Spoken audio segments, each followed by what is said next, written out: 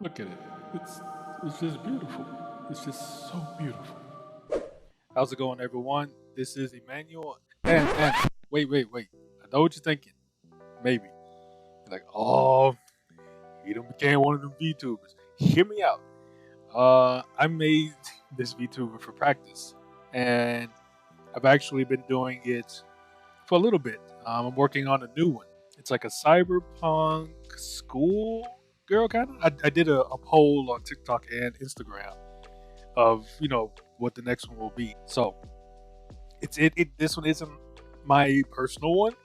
This is one that I made that I like, even though it is kind of a personal one because I designed it. And but anyway, so here with the devlog, few things have changed. I know it's been a minute. No, it's been a minute. Sorry about that. So just gonna jump right in here. Okay, so the first thing that's the biggest change, I changed the camera from the perspective camera to the orthographic camera. As before, as you can see some quick footage here, that I was using perspective. I was going to try to make it in perspective, but so I changed it. So if I play it, it's orthographic. And the background pieces, the door pieces, are stuff that I made before, just in use. So, and I placed it because without it, I can't. There's no depth. Like if I'm just using this and this, I have no clue if I'm moving or not, or my direction. So here, these are just visual markers for the waves, like the wave area. So the red just means it's the area where you fight. This yellow, orange bar is the wave trigger, where the trigger is. So if you see the bar here, right above it is the trigger box. And that just repeats. The only thing that changes is, the information, I guess. So if I look at this trigger box for wave one, I don't know if you can see it. No, I have to move it. So I'm going to move it over here for now in the details panel. So I have these. This is what it gets changed, right? So the camera, there's two different cameras to find. As far as a dead zone camera, the spawner, the wave number, the spawn area, all that good stuff. That's what changes for each one, for each wave trigger. Then we get to the end, and it's the same thing, but I consider this like a boss area. Let me introduce you to the enemies. Very vile looking creatures that will be getting beat up on throughout this.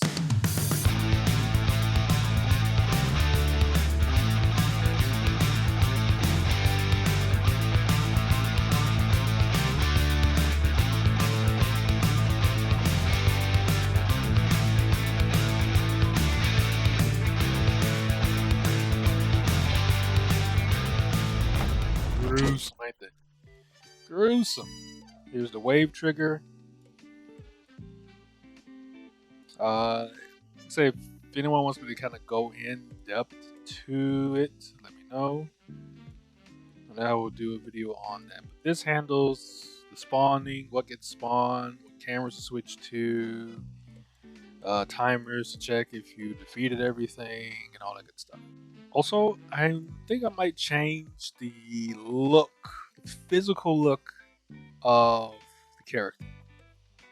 And like this is okay, but I think for the end game, I might go with like a more chibi-ish look. I feel like that might be better. Kind of like, do any of y'all remember, like, what was it, Pocket Fighters? Like those Capcom games back in the day. They were just huge chibi heads and little, bodies. Pocket Fighter. It was like a puzzle version. So maybe something like that. Oh, one last big thing. Then I'll kind of play the level to show you how it works. I'm very proud of this. You ready? You ready? Watch.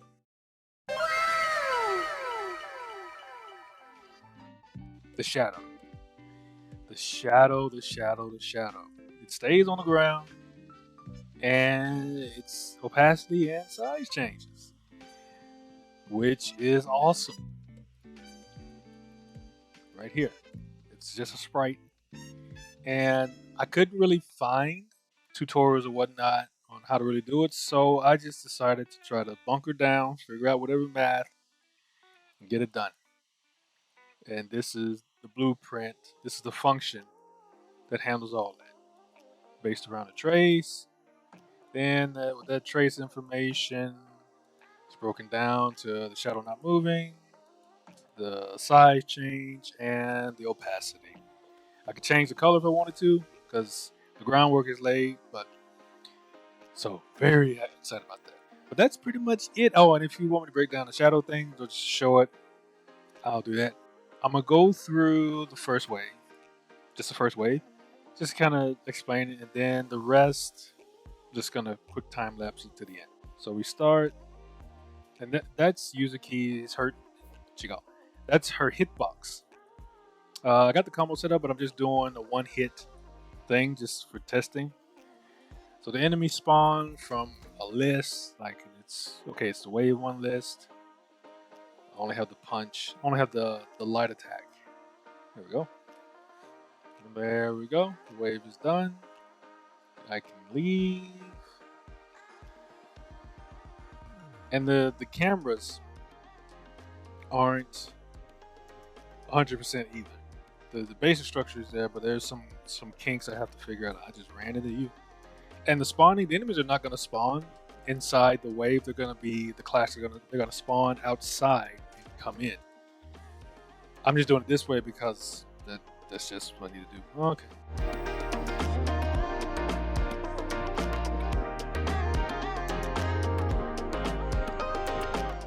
Now, there's one thing I will mention. Like I mentioned, with the cameras not being 100% set yet, is I need to curate the dead zone to follow. Because right now, technically you can't go back, but you can't go back past a wave you just finished.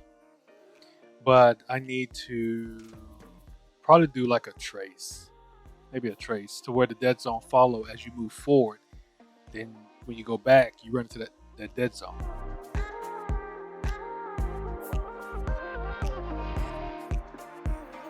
And we're going into the boss. So this will be the end, this will be the boss. You beat the boss, and you're done, level complete. Yatta. And the different enemy colors, they're not just material, they're each their own blueprint. So that just shows, that there could be different enemy types. That is it. That's what I got going on. So again, if you want me to kind of go into more detail with the blueprints, let me know and I'll do that. But I appreciate you watching, and I'll catch you around. See you later.